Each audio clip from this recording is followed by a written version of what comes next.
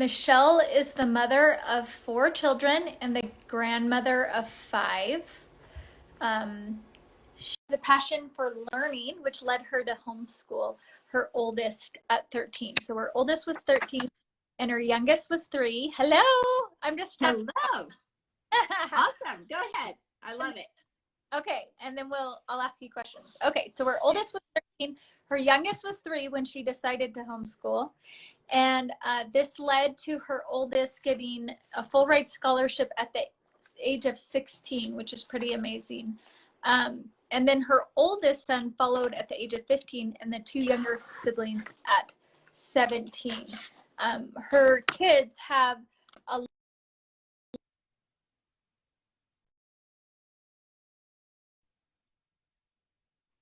she helps people with nutrition and to be happier at her Instagram account called Naturally Michelle. And she loves to teach people how to travel the world on just the cost of food and fun, very affordably. And they've written 3 books, her and her husband Dale, and one of them's called Traveling. What's the name of your book? Traveling. Well, it's our company's Traveling You, but it's amazing travel, incredibly cheap. Then we have one called Have Kids Will Travel, and then another one, Day Trips from Salt Lake. So we've got a couple. I like it. I know trips from Salt Lake. That is awesome. So I'm just going to share as a little testimonial for homeschool and also for how amazing Michelle is. Her oldest daughter, as I mentioned, she went to college at 16 with a 4-year scholarship, and she didn't have a GED or a diploma. She won the Graduate Researcher of the Year out of all of the colleges of education at USU.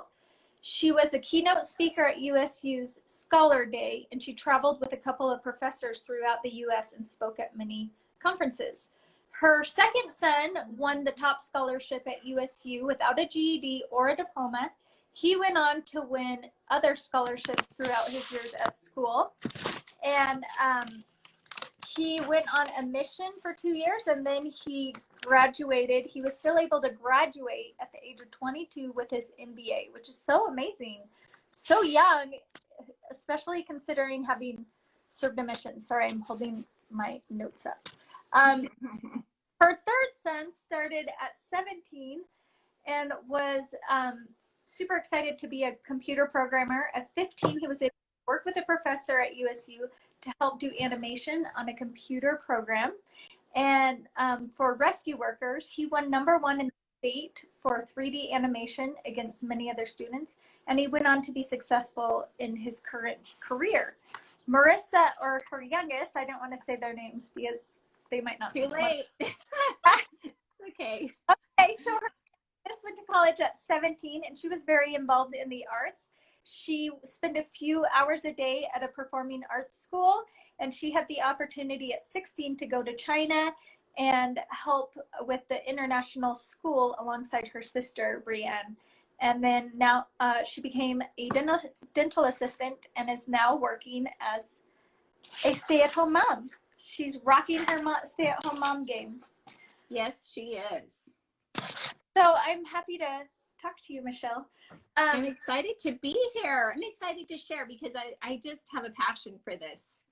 Yes. After so many years of doing it, I just want others to know all the good there is about it. And it's challenging too, right? Yes. But you're like a #1 cheerleader for homeschooling. Love it. Yes. So can you give us a little history? What made you decide to pull your kids out of school? Wow. Well, can I just tell you, I didn't want to. I didn't really want to do it. And I have a close friend that's been my mentor, and she had been saying for a couple of years, Michelle, you could really do it. And I thought, oh no, I don't have the degrees you do. There's no way. But as our third got into the end of his 2nd grade, I guess, is about where it happened.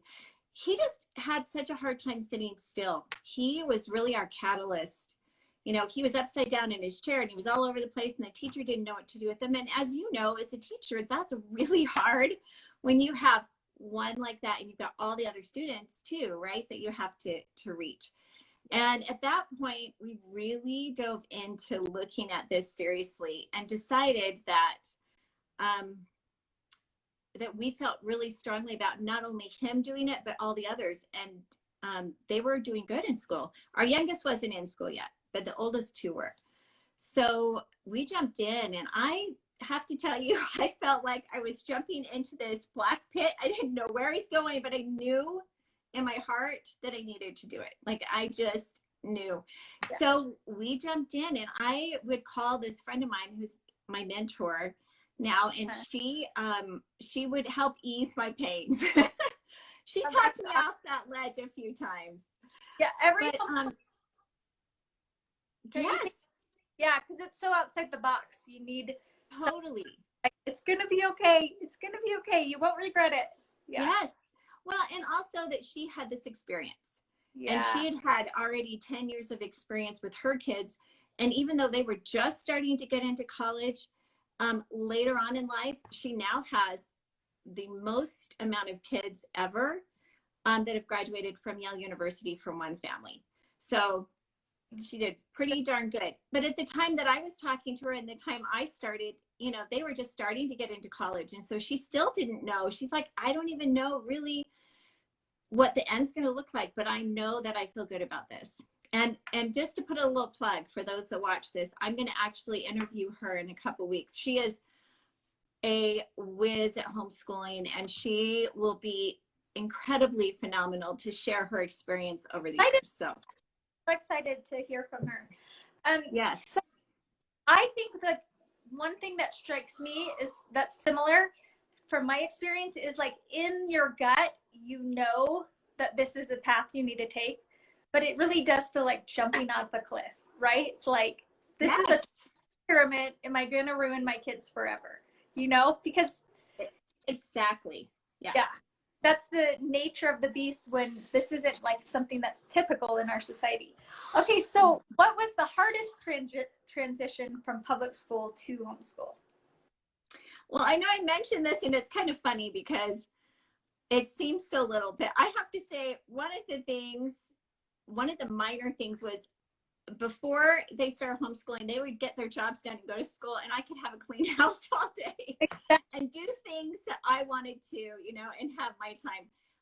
And then it was a totally different thing. Now you've got a awesome way of getting your kids organized. I'm not sure I was quite as organized as you, but once we got into the routine and once they started learning the things they needed to do in the mornings, right, to kind of just get things taken care of, it felt a lot better.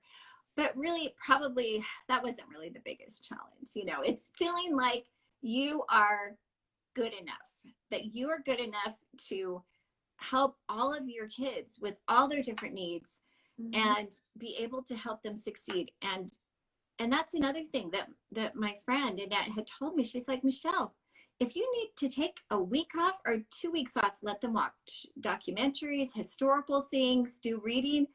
It's okay. It's not going to hurt them. And I remember thinking, oh my gosh, like I need to have stuff every day. But it just helped me to relax and go, okay, if I need a week for me to revamp and get things going, that's okay. And it felt really good to get that approval from her, right? Yeah. So, and I think get past my own fears of, I didn't go to college. I don't know how I can help my kids. Now, all of my kids have more education than I did. I took a business course, but that was about it. So, pardon me? It's so amazing because they took it to the next level, you know, like you provided the opportunity, but they took it and ran with it. So they did. But I think you also learn along with them and you help guide them. And there was a lot of things that we needed mentors for along the way that we used here and there. But it's amazing when you help your kids learn to love learning, that once they get that, then they're just excited to learn and they can't wait. I remember so Bree started at 16, right? And I remember her first month of college, and she came home and she said, Mom, there's so much to learn. I love it. I could go to college forever. And I remember thinking, yay, Yeah. right? You want them to have that excitement for learning. Yeah. It probably went into college refreshed, not burned out from just having 12 years, you know, of just forced learning. But she probably went into college refreshed and ready. Mm-hmm. So that absolutely. So when you homeschooled, what did a typical day, what was this typical schedule for you guys? Well, the typical, that didn't mean it happened every day, but the typical, it would be getting up and having them do their chores and their music, right? Having breakfast, getting dressed, doing all of those basics. And you call them the morning must, and I love that term because that's exactly right. Those are the things that have to get done. And then we could get our days started. And usually we did like our family study time, like we have like a scripture time at night as a family. That's what resonated with us. Yes. And that's what we would do together in the evening. So in the mornings, we usually would get started on their list. So on Sundays, I had them write a list, and I would sit down with each one of them of all the things they needed to do during the week. So they knew every day they had to do some math and whatever it was, right? They had their list and it was set out for the week. So it made it easier. I helped some of the younger kids. Sometimes the older ones help the younger. We do reading together as far as like classics. And try and get it done early enough so that they could go ahead and do something in the afternoon where they could explore and learn about things that were interesting to them, or we'd go on a field trip or go do something fun. But it was nice to have the flexibility, especially with the one that had a hard time sitting still, where if he wanted to read his books, I would just let him go in the treehouse and go sit up there and read. So you have so much more flexibility. I know, I'm going to tell you this quick story. For math, he wasn't one that liked writing all of the different levels of, you know, what you had to do to get to the answer. But he knew what the answer was. Like I moved his little table and chairs by the front door so it was away from the other kids. And he would like read the question, and then he might walk around his chair or the table, and then he'd do a cartwheel or whatever, and then he'd come back and write it. That's okay. You can't really do that in school. But for him, it was so perfect because it gave him the flexibility to be who he was and be able to still excel.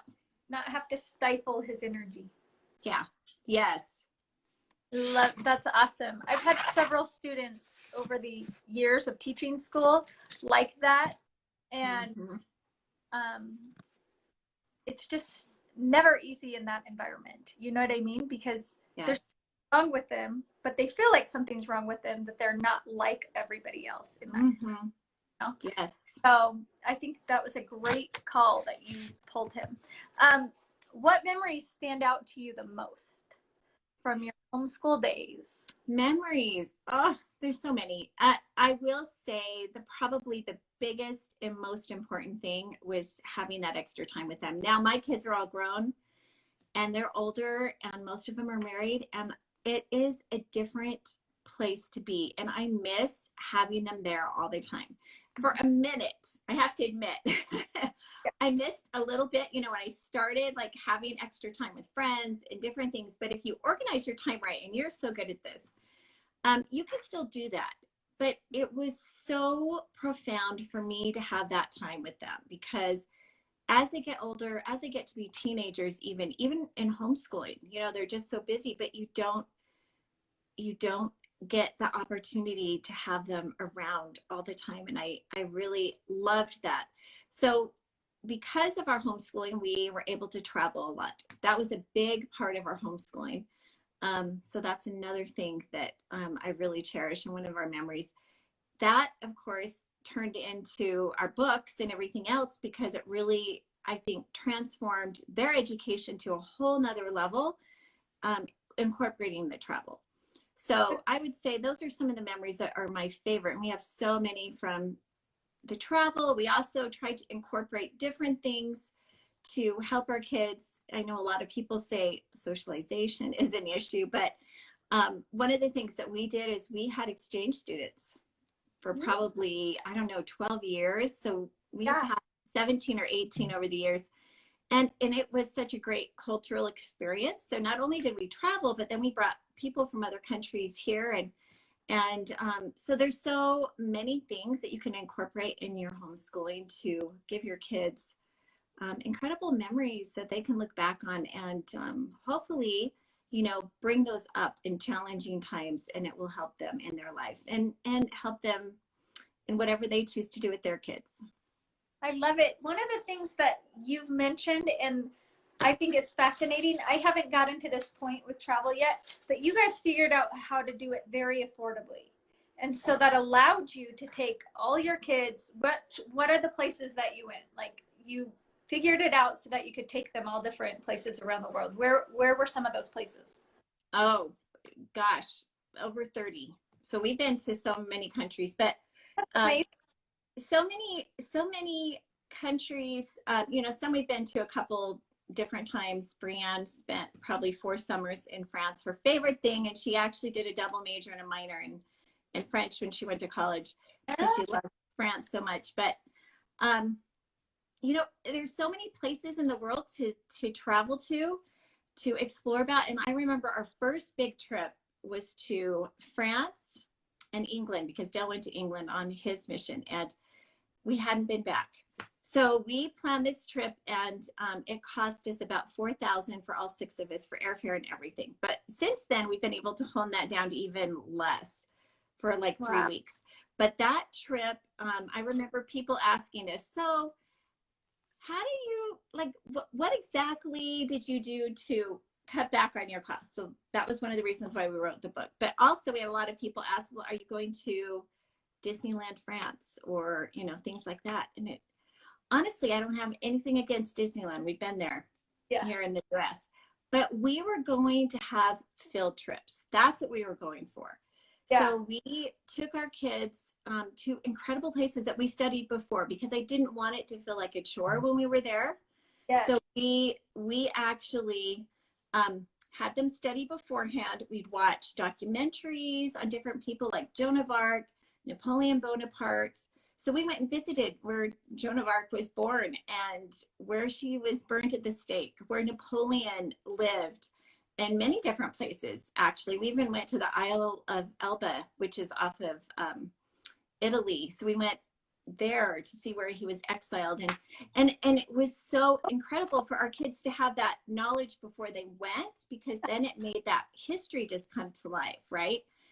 And then we would have them have a travel journal, and they would write everything about their day, their favorite things. So that was the only thing we really did, other than I did have a CD. Well, that's going to date me. Actually, it was a tape. But you could do CD or whatever. Now you just do it off your phone. But we would have, we would learn different languages before we went, so we could do the basics while we were there. And then I'd stick it in while we were driving places. So it would be on their minds, right? To listen. I love part.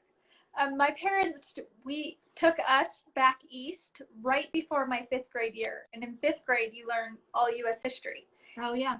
Where I didn't really learn much because I had all sorts of learning issues. But because of that trip, I just absorbed U.S. history that year. It was like, it was alive to me. Mm-hmm. I've also, ever since that one U.S. history trip, because it becomes real. It becomes something that's like tangible, where when you read it from a book, it's not tangible, you know?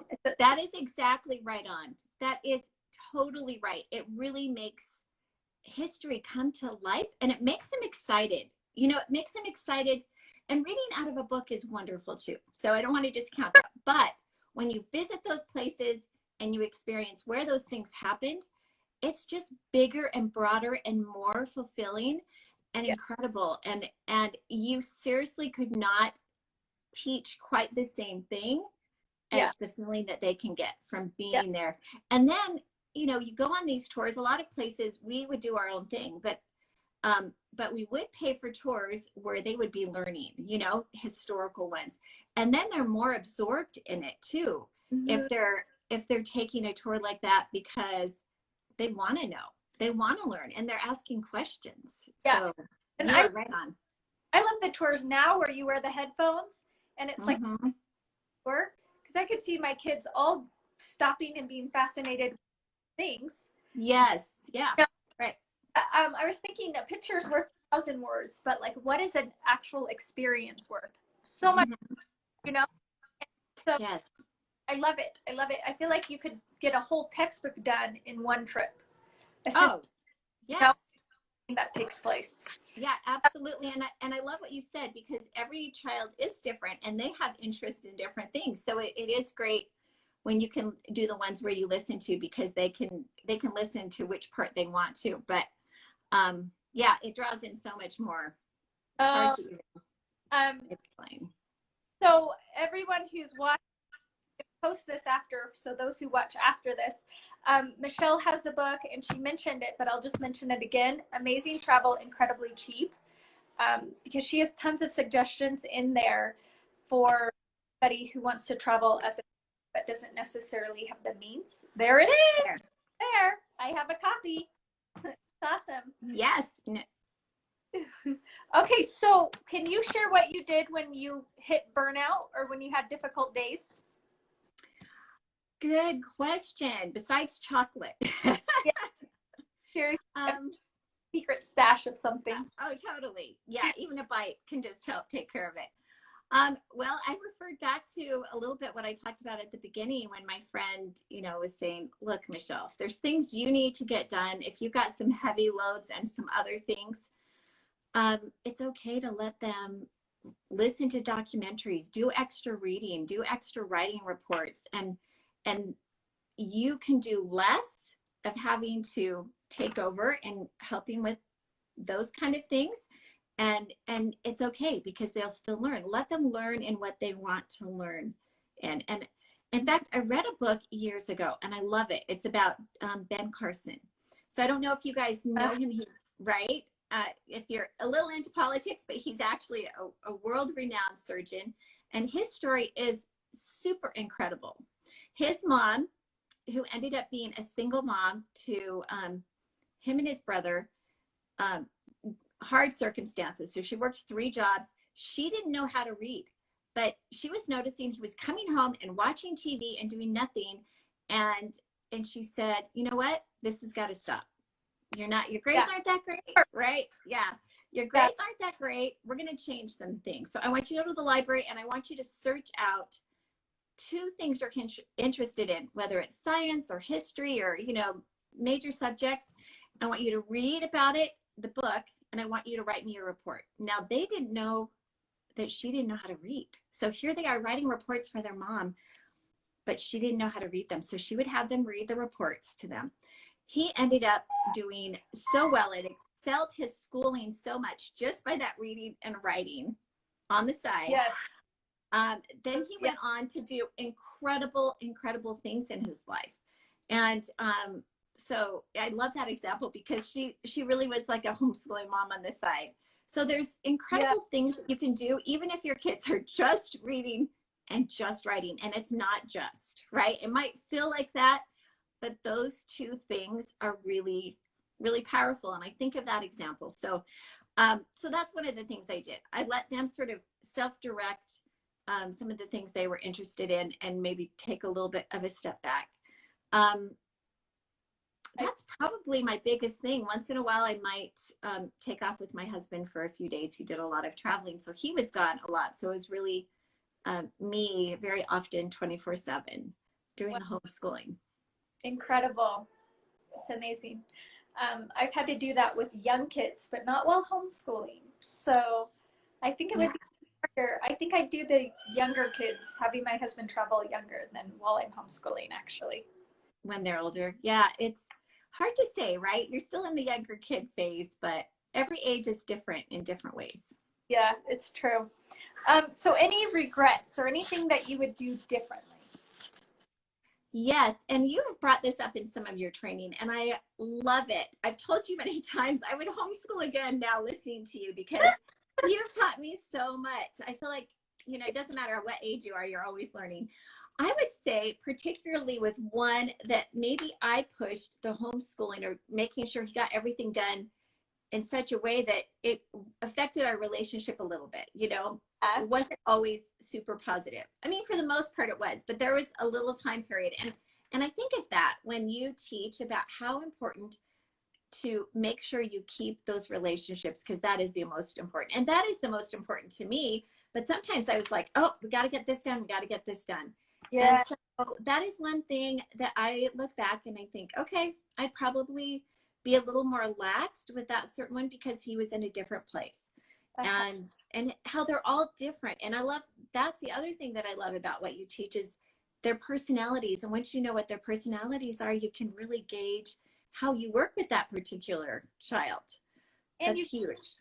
What you expect, because it's all in, when you have an expectation to be this way and they're this, you know, a different way, then it's very difficult to be patient with that. But when you adapt your expectation of how your child's going to be in from day to day life, how they live, then it's easy to be like, oh, he's just being himself, and that's okay, right?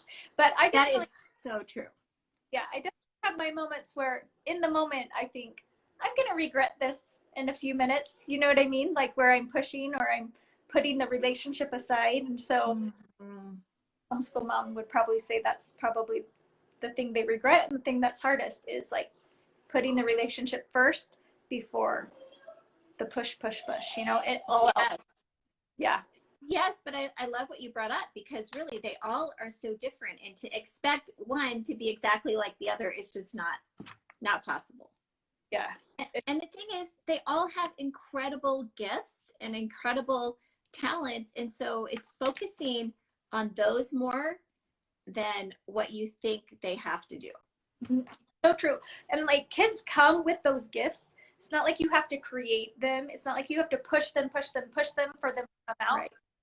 You just foster it. It's almost like you set a bird free. You set your children free to develop these gifts and talents. So, okay, right. We'll finish up here. Any like curriculum or books or homeschool go-tos that you use that you would recommend? Well, I would say my number one book is the Thomas Jefferson Education, which I know has now been rewritten, and is it Face to Face with Greatness? Is that right? I haven't followed it closely in recent years. I read it years, followed it closely lately. Okay. Yeah. Well, and I'll just tell you this little story. So I went to my first homeschooling conference, and it literally was like 3 rooms at a university close to us. And there were so many people speaking, and my mind was boggled. I thought, there are so many different curriculums. I don't even know which direction to go in. Like, I don't even really know where to head with all of this information. It almost made me feel overwhelmed, right? Like, I don't even know what direction. And then I heard this one particular man speak, Oliver DeMille, and he spoke about how the founding fathers learned and how they used classics and mentors, and so many of the things that he said resonated with my soul. And my friend who had homeschooled all of hers, she did things very similar to that, and it just made so much sense. So that was a big part of how we did our homeschooling. It wasn't all of it, but we used Saxon math. We used, I tried to do Latin roots with the kids, because that was another thing that this friend Annette had taught me. She said, you know, you use that for your SAT, ACT tests, and in everything else. Once you know the roots of the words, it's amazing what they can figure out if they don't know a word, right, that they come across. So I just remember other people saying, oh, your kids are so smart, they know Latin roots. And I'm like, it's really, honestly, they're in all of our words, right? Like, you get a list, and we'd put it up, and we didn't practice it like every day, but there's a lot of things that you can do with your kids in helping set them free. But the reading and writing, I think those are 2 of the biggest, and I've already talked about that a little bit. Yeah, and really that's where it becomes simple. You know, homeschooling, all these balls coming at you, and if you take them all away and say read and write, and that's it, your kid will have a great education. Yes. Right? But you can drop all the other balls that you feel like you have to use, and your kid will naturally pick up the balls that you, if you drop art, well, if the kid's inclined to art, they'll pick that ball up on their own. Yes. Yes. No, I love that so much. It's really true. And it's been interesting to see our kids and their different interests. The first two are very, very academic. The other two were very artsy, and they excelled in so many incredible things. I mean, I like art as far as drawing, but the kind of art that they did was beyond what I could have taught them, right? So it's beautiful to see what your kids come up with. And I think another big thing that we did is mentors. That's a really huge part of what we did. And it wasn't like we hired a teacher to come in and do all of this with them, but once in a while, we found different mentors in different places that really stepped in and made a huge difference. We had a French teacher that taught at the junior high school, and she would come one day a week. And because she was making that effort to come, I had every single one of us do it. I did it along with the kids. So we just sat at the table and we worked on our French, and she came once a week. And even after that year, it was amazing how the next year they wanted to take some concurrent classes at the high school. And so we just signed them up for the college classes. They totally skipped all the French, high school French. And the people at the high school said, I don't know if that's possible. And I said, you know what? We're going to let them try. So we're going to put them into this class. If they have a problem with it or a challenge, we can change that. Yeah. And they said, okay. I love it. So, so it's amazing mentors. And you look around and find people around you, maybe somebody who's retired that has a lot of time on their hands and would love to do some things with your kids. We had one lady for just a couple months. She did some English because she had been an English teacher, and maybe somebody who's in anthropology or whatever it is. They're just so excited to share the things that are passionate for them with your kids. And then your kids, if they have the opportunity to try and experience lots of different things, then they can know what they're interested in, right? And what is going to be something they're most passionate about. Something my parents did when I was growing up is every time a missionary came home, they had him come over for dinner to motivate us to go on missions. And I was just thinking as you were talking, I'm like, I think it'd be great to have people who have different experiences or passions, have them over for dinner and just have a night where they share what they know. Yes. It doesn't necessarily have to be a long-term mentorship, just like a night, that theme with, whenever my mom comes into town, she helps my girls sew, and I can sew, but I don't know all the logistics. Like I just sew things intuitively. I don't know the rules and stuff, but she comes and she shows like with exactness how to sew, and it's just their thing. They knit and they sew, and something that I'm not an expert in, but it's so nice when you can like be like, thank you for taking this off my plate, Yes. Well, and it's so great and bonding for them to have that opportunity, right, with their grandma and be able to learn those things. But I want to go back to what you had mentioned, because that is so right about like the cultural experiences you can have from other people. So when we'd have exchange students over, and it was usually the summer where they'd come for 4 to 6 weeks at a time, we would have, whether they were from France or Germany or wherever, we would have a like French night. And they would write out a list of different things, simple phrases in French and answers in French. And we'd put them on all the tables. I would have everybody bring different French dishes, and I would have them get up and speak. And so French or German. But then we started doing this with some other families in the neighborhood, and it was so much fun. We had a cultural night once a month, and we did it with like 5 families, and they each took a turn. So one time I just called up to the university by us, and I had this girl that was from India come, and she came in all of her clothing, and I had everybody bring, a different dish as far as Indian food, and she talked to us about it, and she shared things. And to this day, we've been really good friends and actually gone and stayed with them in Colorado. So you never know where these incredible experiences will go from. Yeah. I think you amaze me because you are always seizing the opportunity. You see the opportunity and you go for it. I love it. That's so awesome. It's so fun though, right? Life is meant to be fun, and it's those kind of experiences are learning, but they're more fun and this much learning. Life is so meant, they don't, yeah, they don't really know they're learning, and that's the best, right? You got to have fun. That's the best. So just to conclude, why are you grateful that you homeschooled? Like, what is the main, when you look back and you think, I'm so glad I did it, why? Why are you grateful you homeschooled? I would probably say the main reason that I am so grateful that I homeschooled is for that time with my kids, to have that extra relationship, even though there was a couple minutes that were rocky, whether you homeschool or not, that happens, right?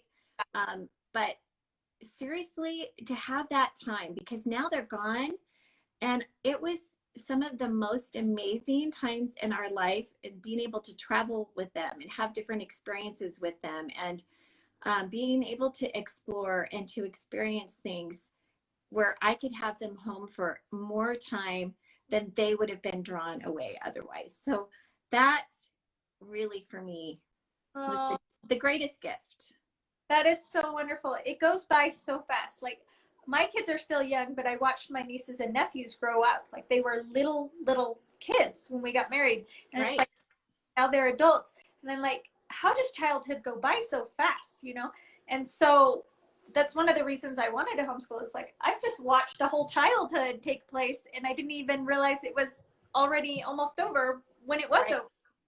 And so I'm so to have chosen this because of that. I mean, I just feel like the regrets that I'll have are so much fewer, and I'm sure that's true for you. So it's absolutely true. I mean, none of us are perfect, right? We do the best we can, but seriously, I have so many incredible memories with them, and I'm so grateful for that. Because you're right, it goes too fast. I remember when my kids were little, and I had this guy tell me, oh, just cherish it. Like, when you're up in the middle of the night with them, just like hold on to them and really enjoy that moment. And I remember thinking, I'm so tired. Like, you know, because you're in the midst of little kids. It's hard to live like that. Yeah. But I all these years later, that has always kind of stuck in my mind. All these years later, I look back and I'm like, wow, he was right. I don't even know what happened. Yeah. I don't know what happened, but so grateful for the time we did have. So thank you for having me on here. Thank you. It's so fun to talk to you. You are just amaze me every time. So you as well. We're a good team. Okay. Have a good day. Thank you. Yeah. Bye.